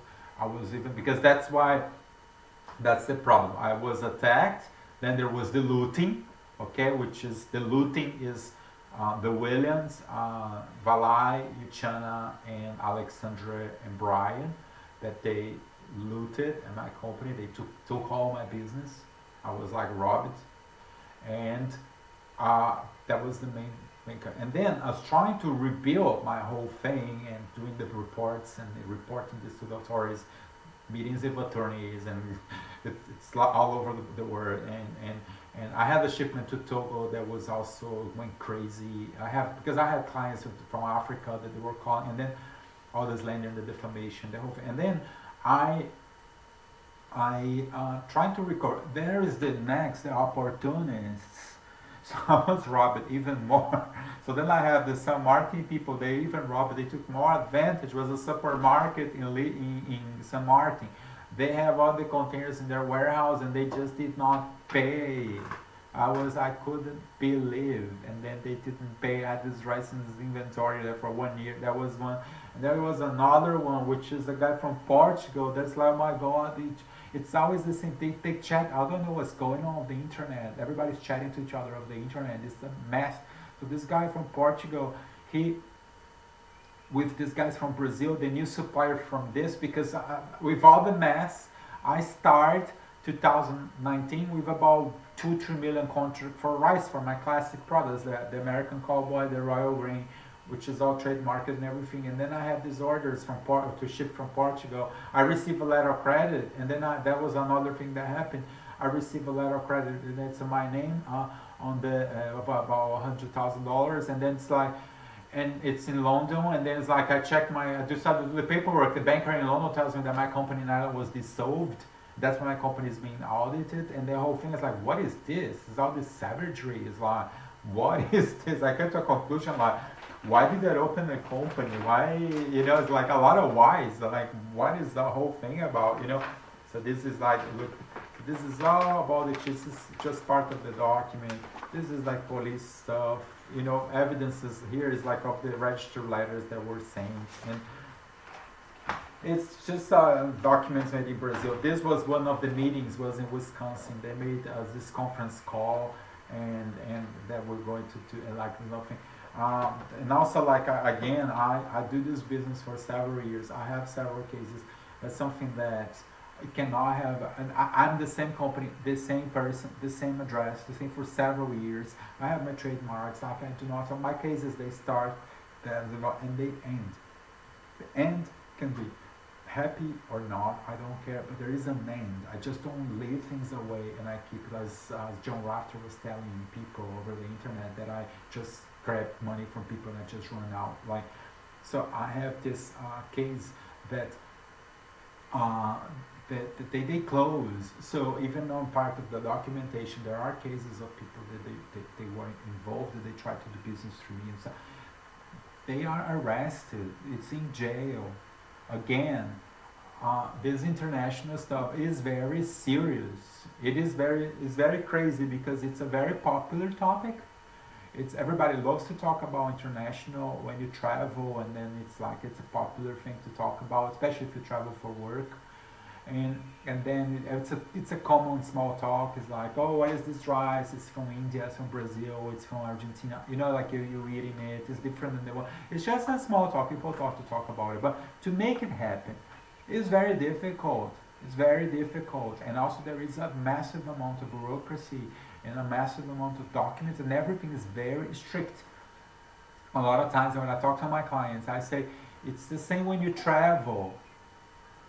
When you travel, when you take a plane, you have a passport, you have a visa, you have stuff. You see how restricted. It's even worse for cargo. It's even worse and more difficult for cargo. So you just can't receive money from here, ship it there, put the money you want. I know this costs $100. I put $200.09. Like you can't. It is very regulated. There's levels. It's regulated that you can't. So in this particular case, it's a case of money laundering. And then that's the other problem, which is not my problem, which is the security. They need to know where is this money. And at the same time, there's the person who has overpowered everybody. And this person is the Williams, is in the Capital Finance Dallas, this company here, Dallas Capital Bank, because what's happening, I mean, this account has to be frozen straight away. The bank statements, they have to be reported, they have to be analyzed, transaction by transaction, who received the payments, where the money went to, and then the sub-accounts of the people who received payments, they need to be also investigated, because then there are another bankers that they're going to be busted, because then they're going to see what is Dallas Harbor, why did he receive $40,000, what did he do with the money, you know, like where is this money, like where the whole thing, and then they need to find out where the money was used, and usually it's shady stuff. So usually it's drugs, usually is terrorism, usually is guns, usually is things like that. So they're buying guns in the black market. So it's all these problems that happen with the international, and then so I don't know really, but now after 1 year, okay, 1 year trying, 1 year explaining, 1 year doing, like I have no other choice to really send the entire paperwork to the police as much as I can, and also this video is being shared to the police, and I wait, you know, for something to work, and I believe in this case it has to go to court, and I believe this because maybe the Williams, they will come with their defense, why they did this, because it's like I just don't know. I mean, they were aware of everything, and for what reason they took the decision to do this, and then it's between them and their attorneys there, and I believe this should be backed by Whitehall Specialties, because the whole thing started there. That's why I keep insisting. One of the invoices that I try to push Whitehall Specialties to talk and be responsible for this, because my initial contact was with them, and it was a very simple transaction, it was a cash payment, and the whole thing goes all this, like, and then we come to a conclusion about what is this whole thing about, and then why I'm selling this product, you know, why this contract was not terminated last year. Was I offered, why they just didn't terminate it straight away? That's the big question too. Why just terminate and let me go? I'm just saying I'm out. I'm accepting. I'm out. You pay and then let me go. And then no, you know, then goes random. Yeah, and I have lots of cases. Is the milk, and I'm really trying, because I tell you, a lot of people ask me why so many problems. Like I tell you, I try to get other jobs. Like, this is my career, this is what I do. I'm very successful. It's just the legislation is so complicated. I'm very successful. Like I sell millions of dollars, and it's always this problem. I believe the market in general is very rough. There's a lot of problems there, like public and mainstream. There are things on all the internet, so I don't know. Okay, so that's it. So this is the case. The name of this case is case ASW71. This is the number one document that I believe that proves the problem, and there's also more documents are attached, which is this is the dollars, and this is the money laundering, the $3, and you see that I'm sending now. And I tell you, like, if they say something like that I'm doing this now, like, I never threatened them saying, oh, I'm going to report this to the police. Like, I never said that. That has never happened. I did not know what was this. This was agreed between Logan Williams, Dalgabra, whatever. As the things was happening, they came to me for me to do the paperwork and whatever. And then now, after one entire year, I'm just reporting that I am telling this to the police. I'm not even, but this is what I see. It's my opinion. I see this as money laundering, okay?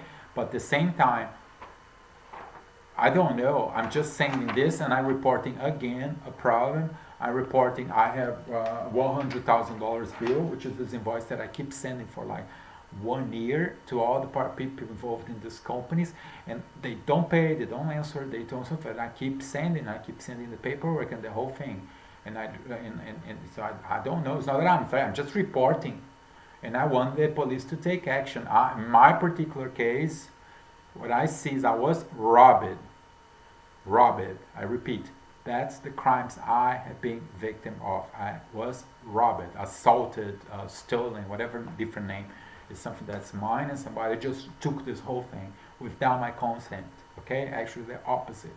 Okay, and then I was robbed, and I'm reporting to the police. I have been robbed for over 1 year. Okay, that I said I have been stolen, robbed, and this is the particular case. The police answered me back saying this is civil, to cool down, whatever. Then, since then, I follow the police instructions, and I do not, because that was all at the same time, and then I follow, and I send this on a civil matter.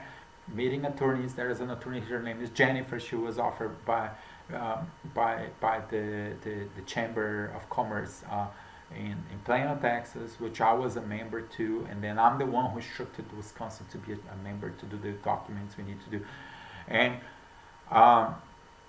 then I went civil. So I'm with the offer, with the termination contract, with the pay this, pay that, and then it didn't really work. So it's after 1 year's line. I didn't get paid. They're not answering my emails. This is not civil at all. So the police was wrong. But at the same time, there is a time on all criminal matters. Okay, that's what I said before in a different email, whatever. Like, so now after 1 year, no, this is criminal. Now this was you go thinking about the whole thing, because the things I'm telling now, I know them now, not 1 year ago, because I'm putting together feedbacks and responses and false meetings. We were manipulated by people, employees of Whitehall Specialties, that they organized meetings, and they just don't show up, they don't answer the phone, but they did that. There was a sales girl that she tried to arrange that. It was a conference call, so we were going to get it sorted out, but then on the day they just don't pick up the phone, and they just with the other documents in their hands, and like for the meeting, because they wanted the documents so we can discuss the problem. And so based on all of that, then you understand that no, it's not civil, this is criminal, probably premeditated and orchestrated since 2012. It's just the nature of the business. At this point, I do believe that even the manufacturer in Wisconsin, I mean, if America wants to really be back on place, I would say, I don't know what term to, because America is really very confusing nowadays, and maybe if they want to reform the USA and make it like a solid and serious country as it used to be some years ago, maybe they should even control what Wisconsin Fine is doing, because at some points, like today, I even wonder, like, what is this cheese? Okay, because it's like Americans call this plastic cheese. I've heard that this is plastic cheese. Like, it's not plastic cheese. It's not. Okay, it is it's gelatin. It's a gelatin with soybeans and soybean powder and stuff. So but it contains milk, whatever. I don't know if it's sell this like anymore. For 1 year, I've been explaining this cheese, and but still, does it cost? Really cost like I think at PLANO it's like $8, $9 a case or something like that. So without shipping costs, whatever, like, does that really cost? Because I come to a conclusion that people like this, based on the savagery to really steal in my company, and I wonder that this just may cost like $3 a case or $2. It's just gelatin and powder, like. And I even offered sometimes to, why don't you add some vitamins? You could add like a vitamin A, vitamin C, to make it more nutritious. You add some vitamins, and that was not understood. And then when you see that they didn't understand that means these people are not really good. They're not good people. Like it seems that the entire product, the whole thing, is a fraud. The cheese is a fraud. The shipping is a fraud. Like the whole thing. I don't know. That's my impression, and so I believe the whole thing should be clarified. What is this whole thing? Because they are damaging the cheese industry. Because real cheese costs like $11 or something. So they're selling for $13, like more expensive than real cheese. A cheese that's not real, that's an imitation cheese, like that. So it's like, what's the whole thing about, And why when somebody just goes there to pay cash and get $55 million cash of cheese, you say, no, I don't want that. That's too easy. It's too simple. It's too honest. It's too like, I don't know, but anyways, so it's this question. This is the famous cheese. I just want this case to close. I'm still waiting, and I keep sending the documentation. I keep reporting now, and now it's more insistent because now I'm on a position, okay, to put pressure on the authorities to say when I'm going to get this done. Because now my directions with the authorities is with the government of the United States, the government of Libya, the governments like the embassies, the whatever it promotes, the Chamber of Commerce in Texas, because, for example, they were aware of the problem. And there was one of the emails from the Chamber of Commerce on PLANO that they just say, don't copy, I have nothing to do with that. How come you have nothing to do with this? Like, you're the Chamber of Commerce of the city, you know all these problems happening in your city.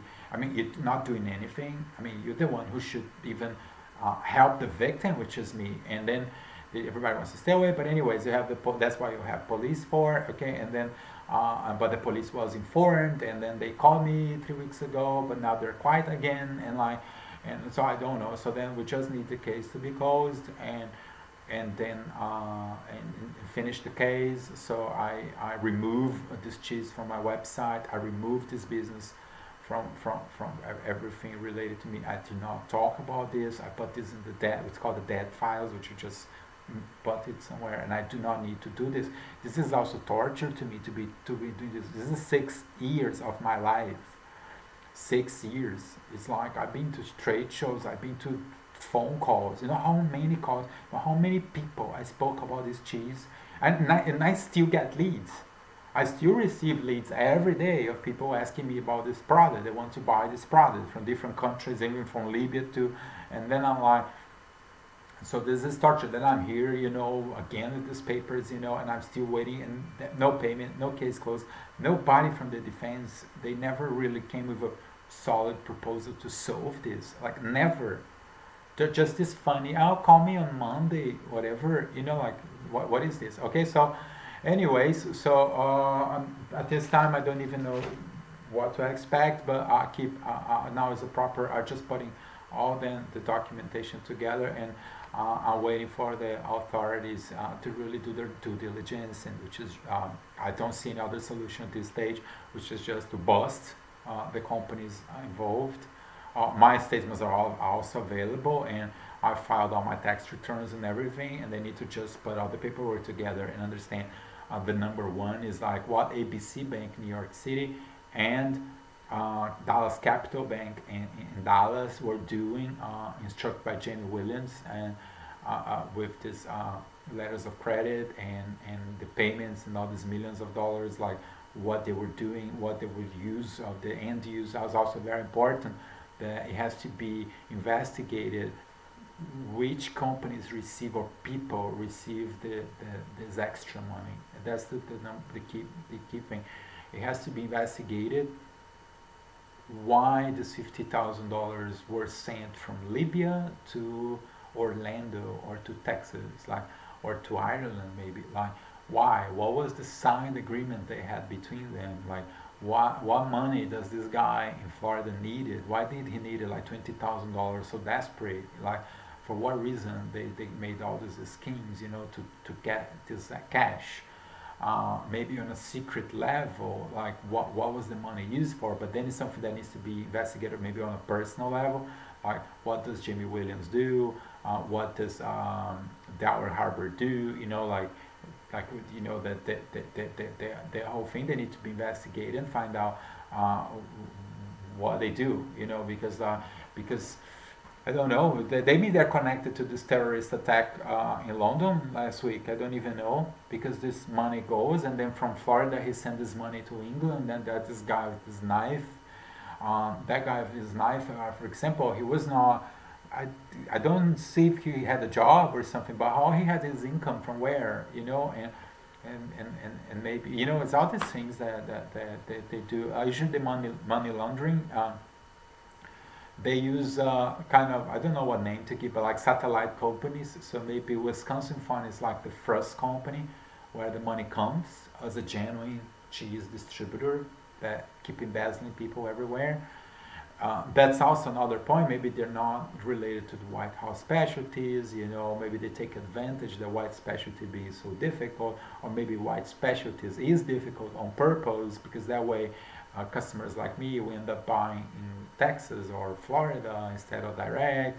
So they have this front companies, right, that they will be used just to camouflage stuff, and then from there they send to this other guy in Florida. Then this other guy in Florida, he may do crazy stuff, because, you know, like why so much money, you know, but that's on their behalf. It's on their defense. They're the ones. I'm just assuming all the possibilities, and I'm telling this again because this is going to be sent also to Jamie Williams and everybody. So now the thing is an open book. Like we just want to know, okay, what's happening? Why you never terminated the contract? Why you never paid? Why I was robbed? Why? What was the problem with me? Like why I've been served such a massive amount of results? Like why I was out? And obviously, that's something that I can't even say is that I don't do $13 invoices. Like I don't do that. I have never done that. Like I don't. I would never. I never do that. Especially Libya. Like I know Libya. Libya has problems. Especially today's quiet again, but like 2-3 years ago, there was all these attacks, those crazy attacks. I was even scared last year without Malta. Let's talk Malta, because Malta is where Mohammed Al-Turki lives, and he was one of the clients that I was over the phone for years. Mohammed Al-Turki, he robbed me on the tuna business. That was a problem that I had with him. Like I made all this work with him. I went to Malta to meet him. He was somebody who wanted to buy from me for years. I go there. He was not involved in the tuna business, and then I was already. So I go with the samples. I do that, and we sell. And we have our first shipment for tuna was made in Thailand. For some reason, Mohammed Al-Turki overpowered me and took the decision to do it himself in Thailand. And then he goes and the cheese with me, and there was all this conversation. No, I am doing this because my boss said that we don't want to put all the investments in only one company, so that's why we did it in Thai. It was Golden Price Tuna as a supplier that I knew, but I had that. Okay, so anyways, I made like a blind. Okay, yeah, it's okay, and then, but he did rob. That was stealing. I mean, the properties that he would leave at least to give me like a $2,000 for all my presentation and everything. He didn't pay for anything, but then he comes with the cheese. With all the cheese is when I get a lot of threats with the accusations once the problems were happening. And basically it's like on all the defamation and slandering, it seems he was serviced with the gross revenue of my company. So they were explaining to him, people over the internet, probably from their coaches, that's a coach, that's why people do their WhatsApp calls. And so they or whatever who did that was telling him how much money Augustin makes. So they were explaining the gross income of my company, and I had cases of this before in my career. It's very embarrassing because I do not know. It's an import-export problem. Everybody thinks they know it all just because they see an invoice. They see, oh, there's an invoice here, it's 10,000. This invoice 12. He's making $2,000. Okay, and they do not understand. There's a lot of work behind the scenes, and this was one case was in London. I had to go to London to fix this letter of credit because the supplier, I was an agent, a sales girl, whatever. She sent this invoice to this bank. And I have, why I have 10,000. It was a shipment that was $100,000, and the invoice of this agent was $90,000. There was $10,000 gross revenue there. And then when I'm there, like, yes, and I'm the one paying $6,000 to the banker in London. So this banker is receiving $6,000, but I'm the sales guy, I'm the face, and I'm the one that people think I'm making $10,000. But his fees, I was the one paying for the fees, and they were in my invoice. So it's like, I don't need to be explaining this to people, and that's no need. But this was informed in the market that I was making this money, whatever, that was already paid and whatever, and doing the looting and the whole mess. Okay, and so this guy was attacking me, saying that he wanted everything, that he wanted all, that he wanted like everything. Because, so you make like, I don't know, I do not know what figure was that, because he was putting different shipments together. But he was like, you had to pay my $40,000. I think it was like $40,000 or something like, and like, I was not even responding that because there's no way to respond. And also, I do international sales, so there's a lot of cross-cultural. You have a lot of different communities in the world, and to put them together is a lot of work. Black means death in the West, it means peace in Japan, so there's a lot of things. It's not that simple. It requires a lot of work from my mind for me to do, and sometimes, like this, a video and drawings and maps. I had a client in South Brazil that I had to put an American map in their office because they wanted to move furniture from California to Florida, and they were just telling me, okay, just put it there in the warehouse. And like, the client is in Los Angeles and the warehouse is in Miami, so you're talking about 5-day trip. It's like from South Brazil to the Amazon. That's 5,000 kilometers, which is 10,000 miles in the US. So it's like it's far. So it's just does not work. So this guy going back to the cheese. This guy was threatening me because he wanted his $40,000, whatever. So I was receiving these WhatsApps with threats. That was also reported to the police.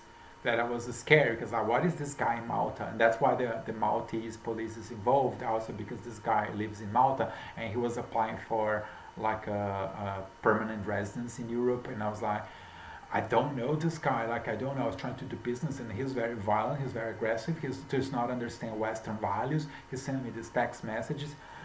And he is being violent, and I'm scared. So this is some of the problems, okay? And then I had all this problem. But anyways, okay, I can't wait for this to end. Unfortunately, this is December 8th, and I don't have one case closed this year yet. One case. The cheese is still open. The slates is still open. The tuna in Thailand is still open, and the rice in Thailand is still open. And it requires more investment on my side. I keep asking for contributions. I've been asking for friends and family, and randomly I did for other people to contribute, to put money. I created funds and stuff, so they would go and do deposit, and I get some donations to cover my costs. Unfortunately, I really was expecting a more qualified level from the USA. I assumed like that PLANO would be more serious, and it was very shocking. not very shocking, but anyways, it was weird. Like why they didn't this poor police report. In Fort Lauderdale too, the police report was not really that clear. But still, at the same time, I believe they have a lot of work, and I do understand, and I'll say this again up and loud, that the main picture of the police and was to keep this on a civil level. Because, and that's why I keep sending the 7-day demand letters, the contracts, the notifications, the reports, and to the parties, and then attempts to make meetings and everything. And I assume that once now that this case is going back to the police, and now with pressure that they do need to take action, I don't think that they feel happy about it. I don't think that they say, "Oh yeah, great, the guys are bad." Okay, so this is going to so it's not so that, but now after 1 year I have no other choice, because I think it's the only choice now.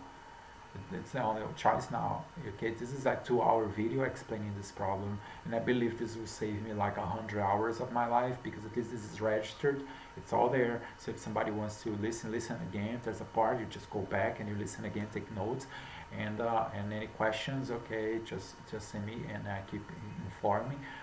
All these problems, they are also public on the level that I had to be explaining this to contacts and clients, and because I had more demands, more orders, and I didn't have the working capital, because the money that this company should have paid me straight away a year ago, once they terminated the contract, putting this on a civil level, it was, I needed that money for new orders. I had clients purchasing my products, and I was just removing the cheese, changing the supplier. The supply in Thailand, the one who made this, did not even return the molds. They didn't even return the molds. Like, there is the molds. I developed this packaging and everything. They have to return the molds, the machine, the tools. They have the tools there. And I'm like, what are you doing with my brand and my name? I had a problem with another client, of a supplier in Brazil, which is this. He's just stuck with packaging of this, and he's like, crazy stuff, saying they want to burn it and whatever, and like, but crazy stuff. And then I'm here exposed to all these attacks and being humiliated. I have traumas. I go to libraries and books, and I cry. I have people that they cry when I tell these stories to them. One of them is the Chamber of Commerce in San Martin in the Caribbean.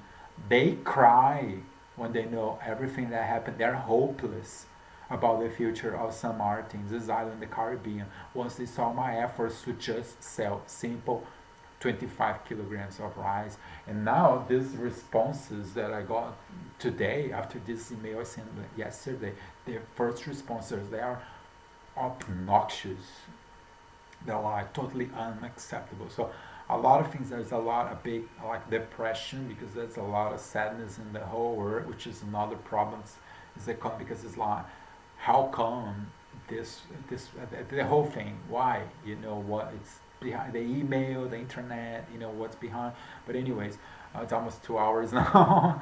So yeah, so that's it. So go back to LEGroup.